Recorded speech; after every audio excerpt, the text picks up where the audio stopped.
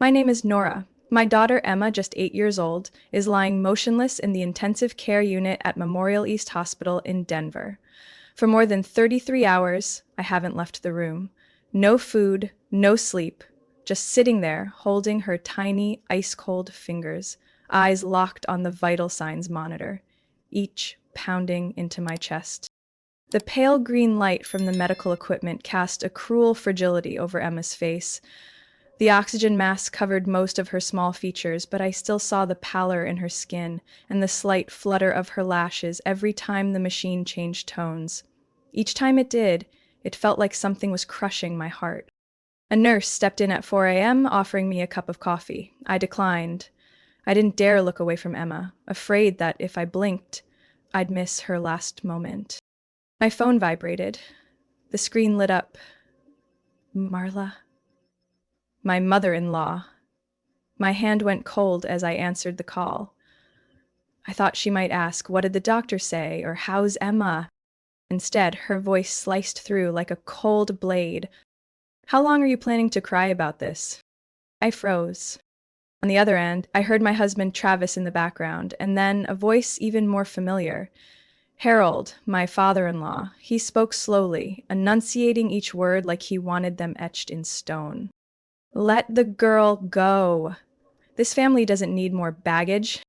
I said nothing. My fingers gripped the phone so tightly they turned white.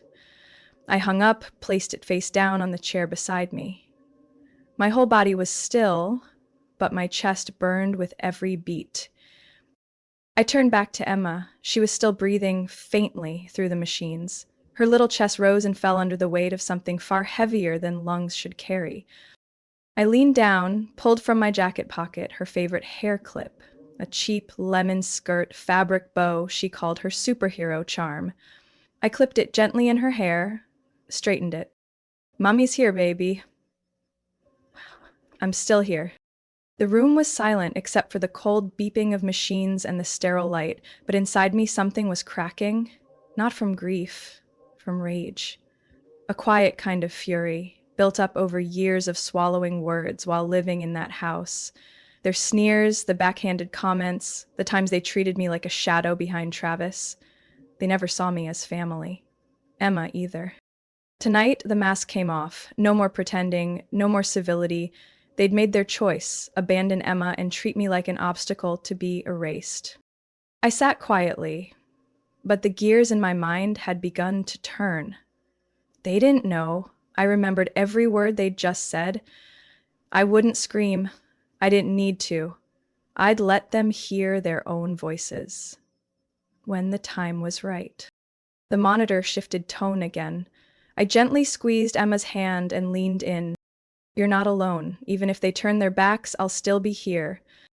In the hospital blanket, her tiny fingers curled, the faintest reflex, as if whispering, "I know." And in that moment, I knew I would never forgive them. But I also wouldn't retaliate with anger. They wouldn't see me cry. Instead, they'd watch me walk away, calm, precise, and piece by piece, I'd take back everything they once thought they had the power to decide. 2 days before I sat silently by Emma's hospital bed, I walked into my in-laws' mansion carrying a tray of homemade lasagna. Not because they asked, but because Marla, my mother-in-law, texted, "Dinner tonight. Family needs to discuss something important, and don't bring Emma. It's not appropriate." I thought it was an act of goodwill. Thought maybe finally they wanted to understand, to help.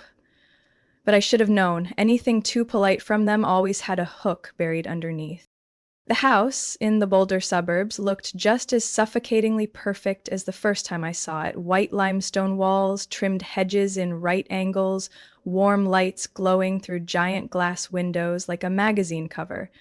I parked beside Harold's Range Rover, then walked in with the food. No one came to the door. No children, no dogs, just the sound of artificial order.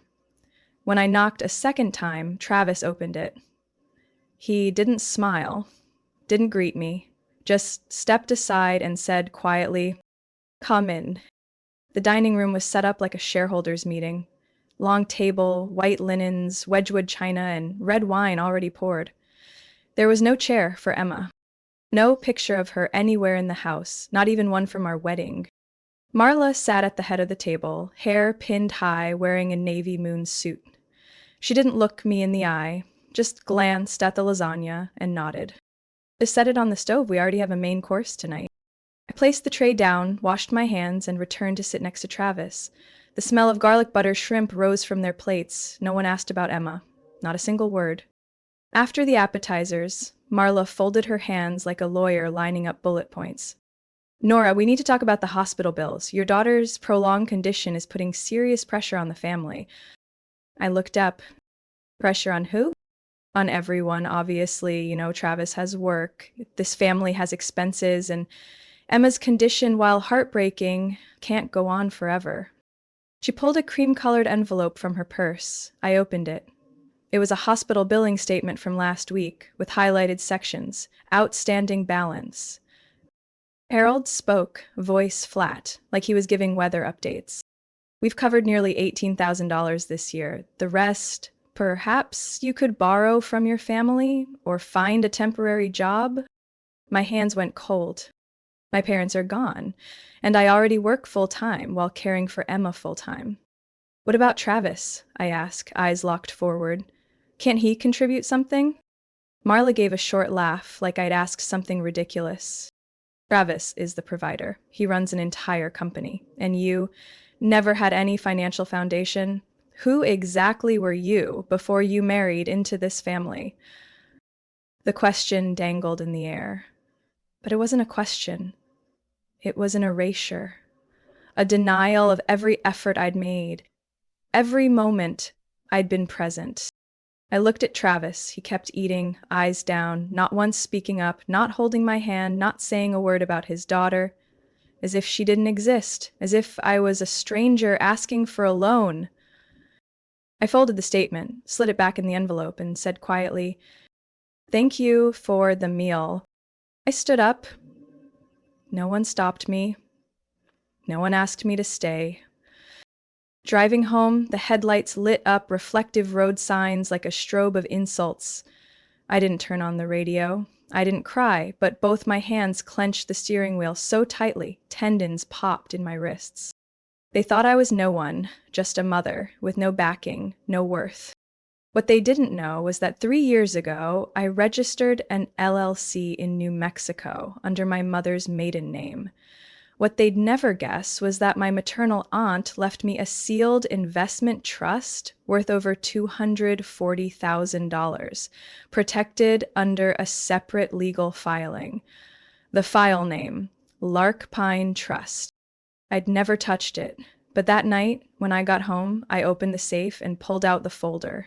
Page by page, clause by clause, I read through the documents again, not with hesitation this time, but with clarity, control, and readiness. They called Emma a burden. I call her the reason I will never bow my head again. I stood in front of the vending machine at the far end of the ICU hallway, the soft yellow lighting casting long streaks on the wall like claw marks. A cup of freshly poured coffee in hand, I turned to head back to Emma's room when I heard Travis's voice. He was just about 30 feet away, standing behind a half-open glass door, phone pressed to his ear. His tone wasn't strained. In fact, he sounded almost relieved. "She's got no one, Mom. Alone since birth. No relatives, no assets. Don't worry. She's easy to control." I froze. Marla's voice came through on the other end, low but perfectly clear. "Good. When Emma's condition goes beyond hope, we'll just say her mother's unstable. Doctors will side with us if we frame it right." "Got it," Travis replied. "I'll take care of it." I stepped back, spine pressing into the wall. My chest clenched like something was clawing at it from the inside. Every word they spoke embedded itself into me like a steel hook. I didn't cry. I pulled out my phone, hit record. From that moment on, everything had to be documented. When I returned to Emma's room, the nurse on shift looked up, then said, as if remembering something, "Oh, earlier this morning, a woman came by claiming to be Emma's grandmother. She asked to update the guardian info in the file, said only the father had medical proxy rights." I froze mid-step. What did she tell admin? I'm not sure, but I did see someone from the hospital's legal department reviewing the file afterward. I rushed over to Emma's medical chart at the foot of her bed, freshly printed, still creased. Under Guardian on file, my name had been replaced by Travis Miller. I swallowed the heat burning in my throat. This wasn't an accident. It wasn't a misunderstanding. It was calculated. I sat beside Emma and gently held her hand. I won't let them do this. I swear to you. Then I scrolled to a contact I hadn't dialed in 4 years.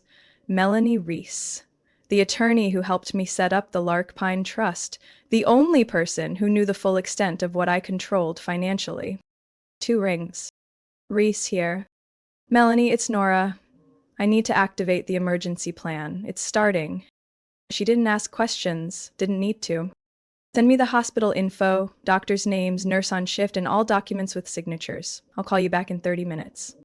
I hung up and got to work. Photos of nameplates, file headers, and a recorded clip of the nurse confirming someone had requested to update guardianship. I couldn't go public. Not yet. Not while Emma was still hovering on the edge between breath and silence. But I could prepare.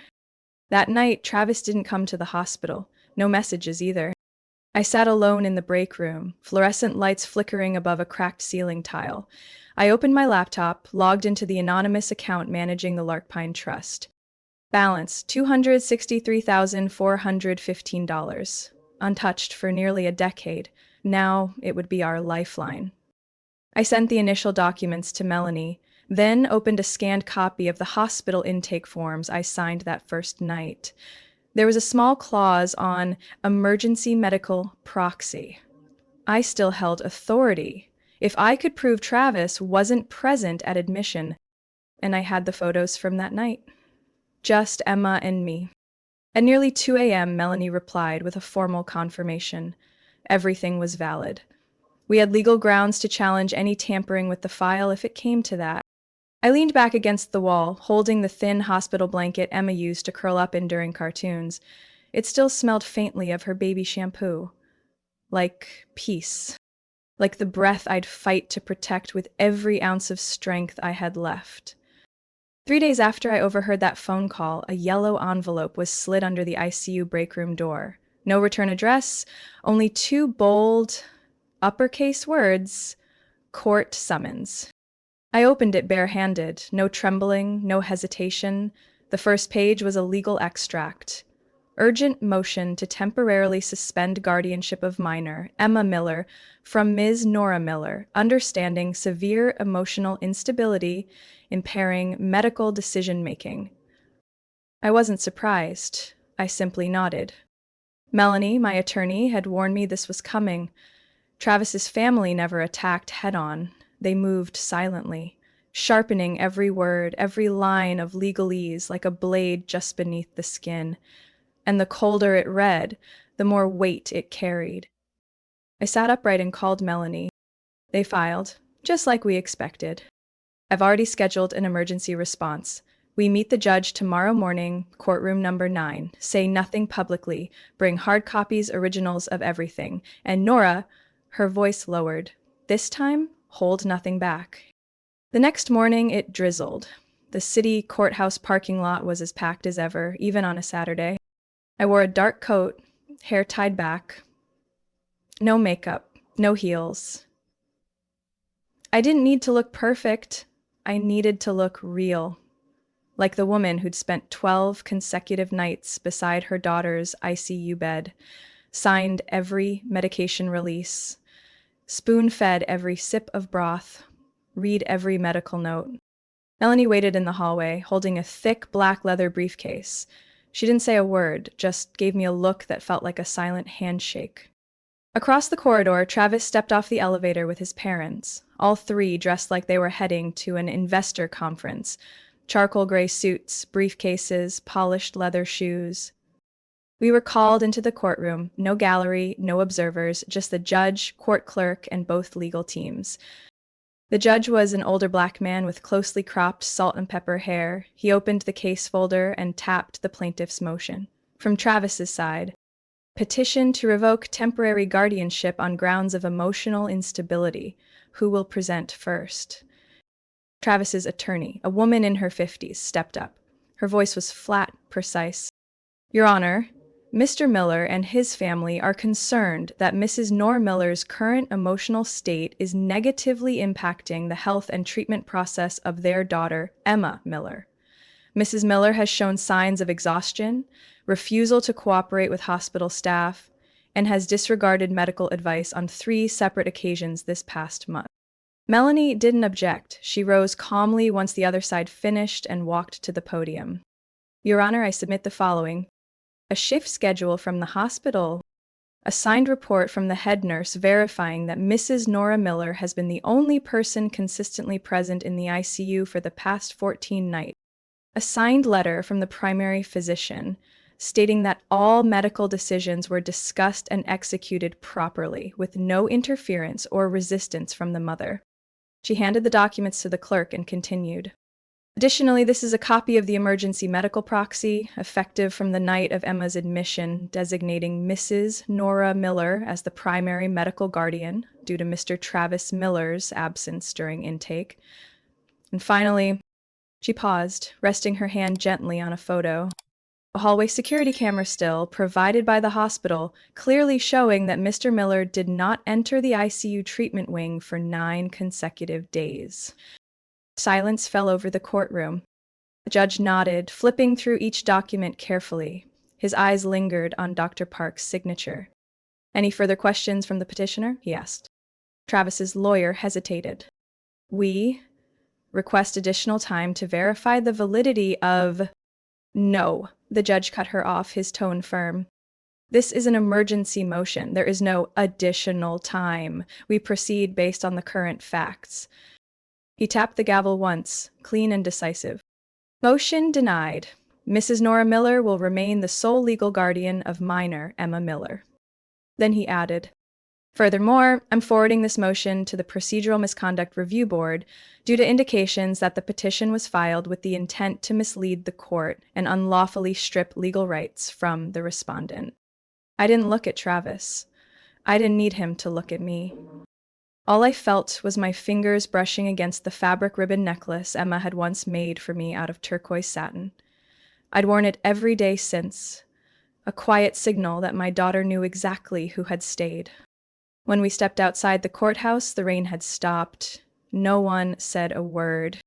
3 days after the hearing, I returned to the hospital that afternoon after signing more documents with Melanie at her office. As I stepped into the ICU, something felt off. Conversations were quieter.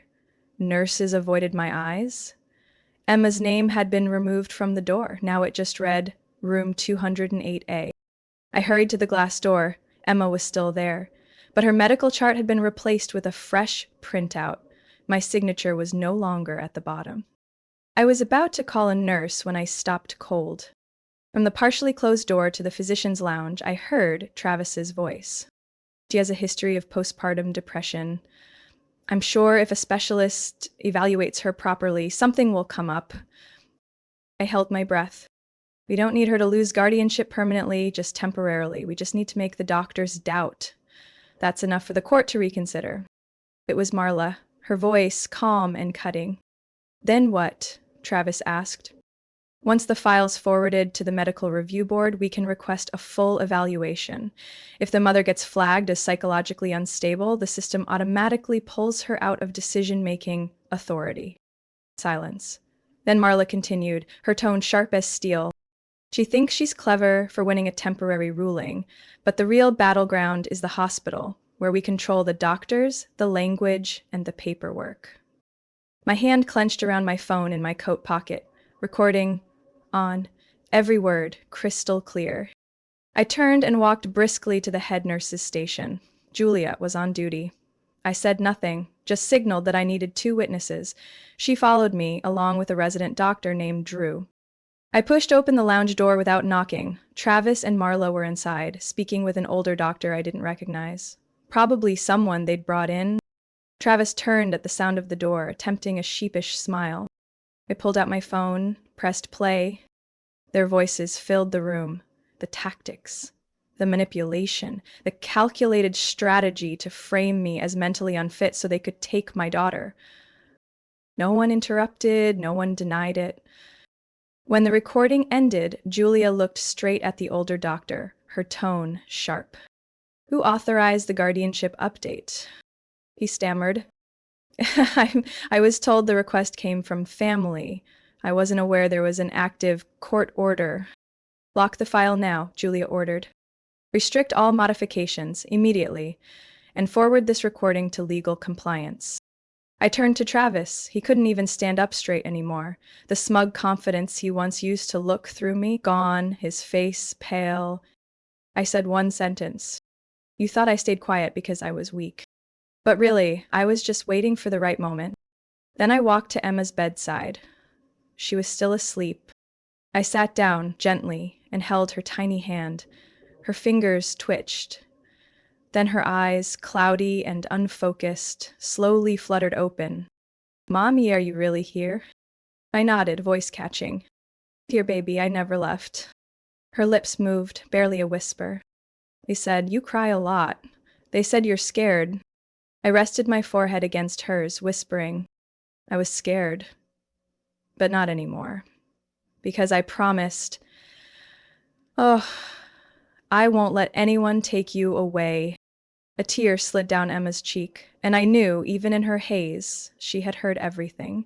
The threats, and the promises I made while holding her hand. I stayed there, all night.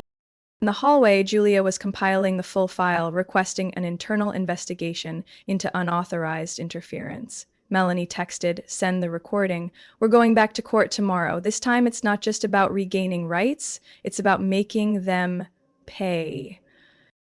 I set my phone down. No rush. The storm had just begun.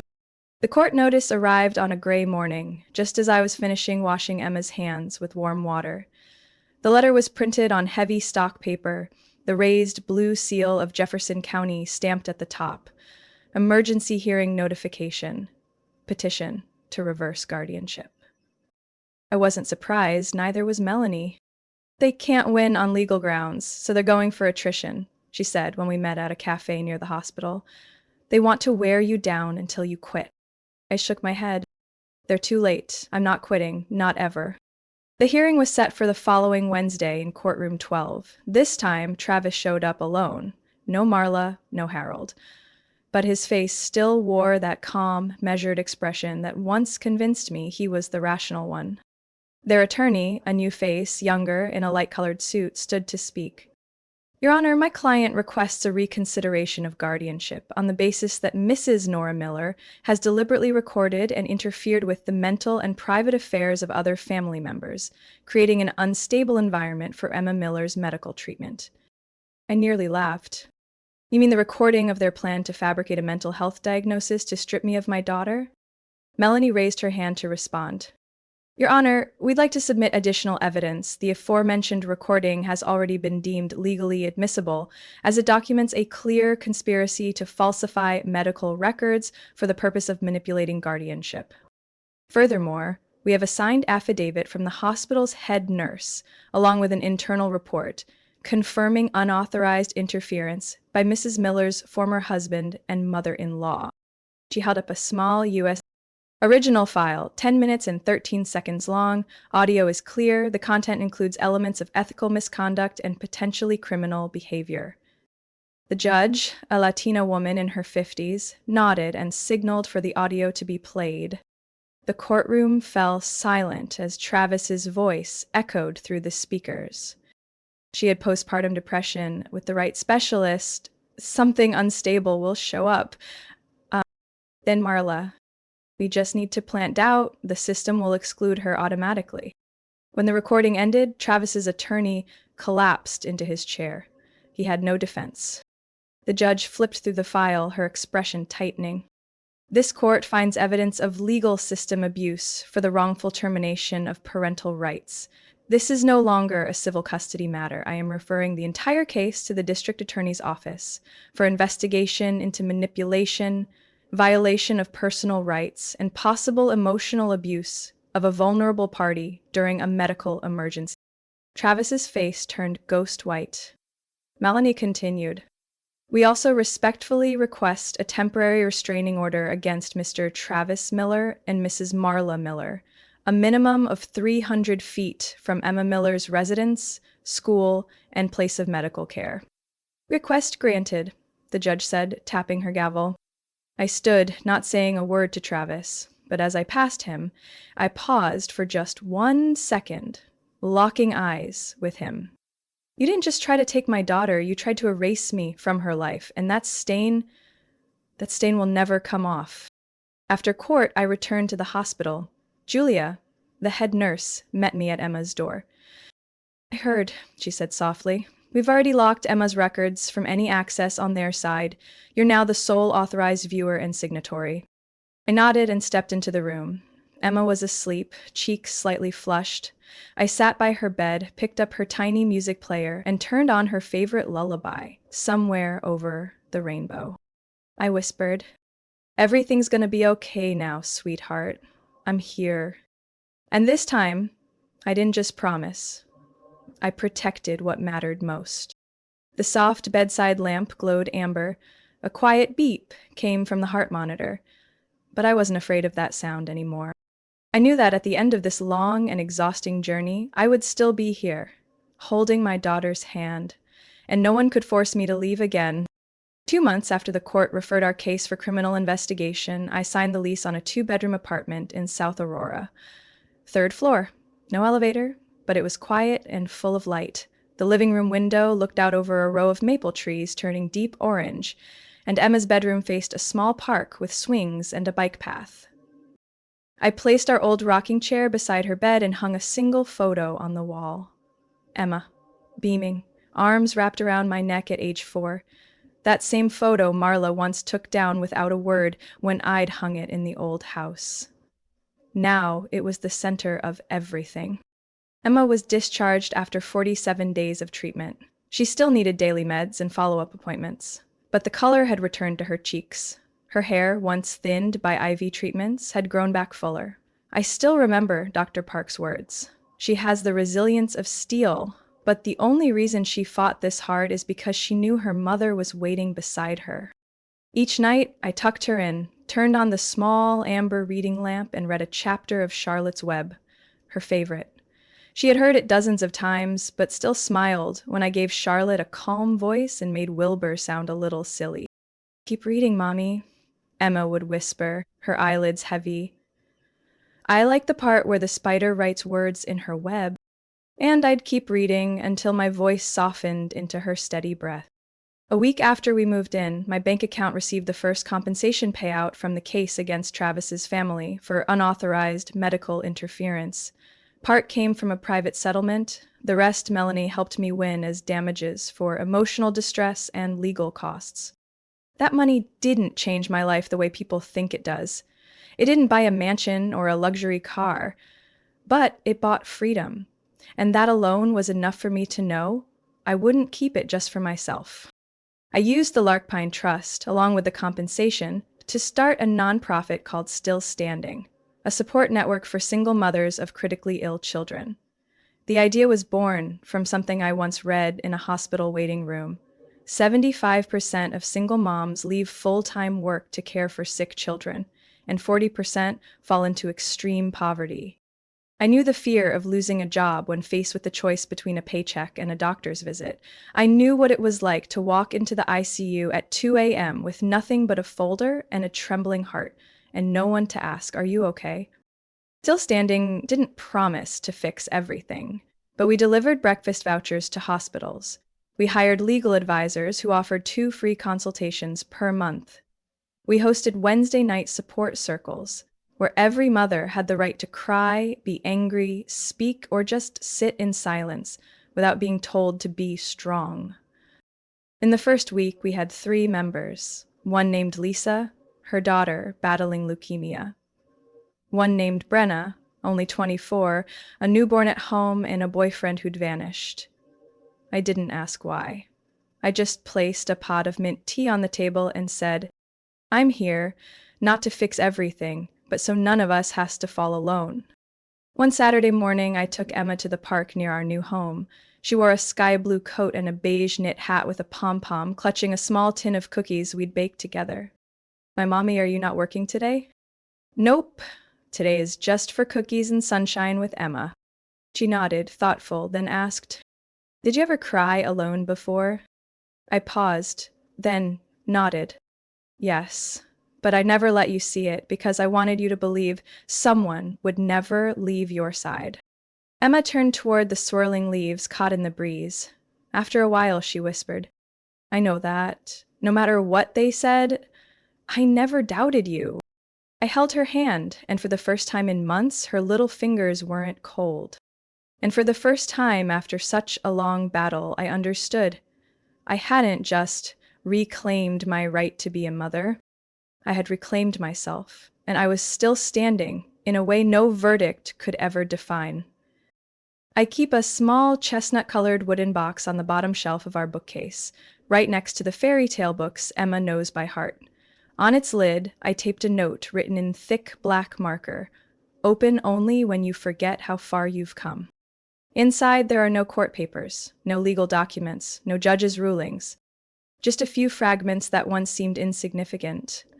A star-shaped hair clip Emma wore the day she was admitted, a scribbled drawing of the two of us standing under a rainbow, a small square of fabric cut from the hospital blanket I folded and brought home, even though the nurse told me I could throw it away, and a letter, one I wrote to myself on a night no one knew about.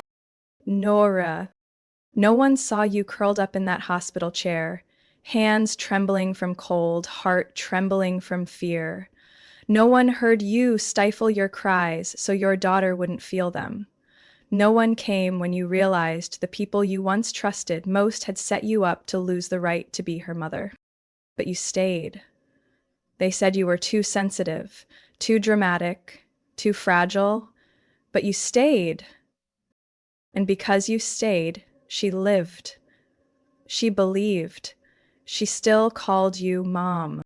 So next time someone tries to make you question your worth, open this box and remember, you are not weak, you are not lost. You stayed, and that is enough.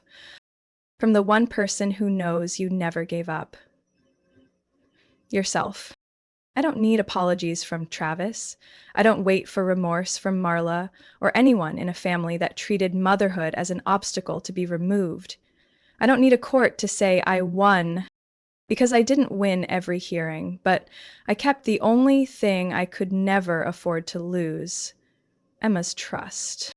One early spring evening, as I wiped down the kitchen counter, Emma came over with a small note folded in half. Her handwriting was crooked, the purple marker a little smudged. I wrote this for you, Mommy. I opened it. It read, thank you for not leaving, even when they said you should. I didn't say a word. I just held her for a long, long time. The next week, I got an email from a woman named Erica in Kansas City. She found still standing through a post that had gone viral. Her son was newly diagnosed with a congenital heart defect. Her husband had left.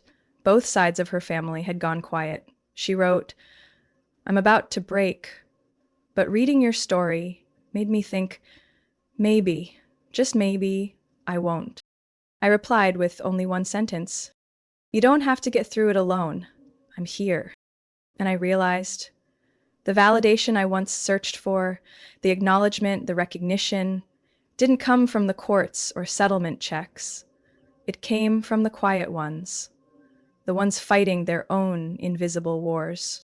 One Sunday afternoon, Emma and I walked around Sloan Lake. The breeze was cool, the water sparkled in the sunlight. Mommy, I start at my new school tomorrow. I'm a little scared.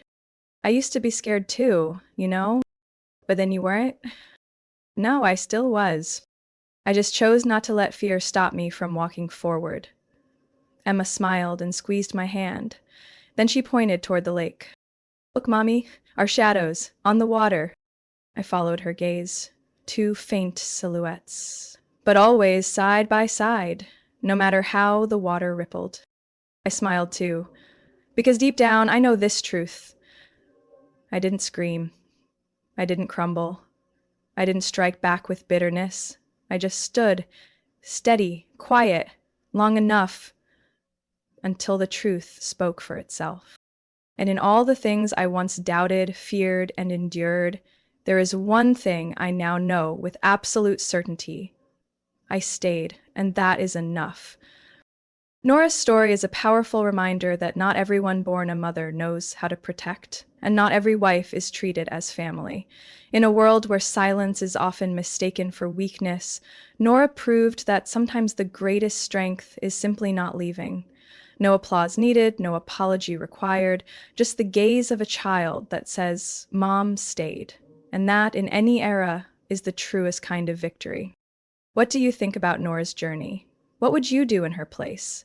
Share your thoughts in the comments, and don't forget to follow the channel for more real-life stories about family, love, and courage.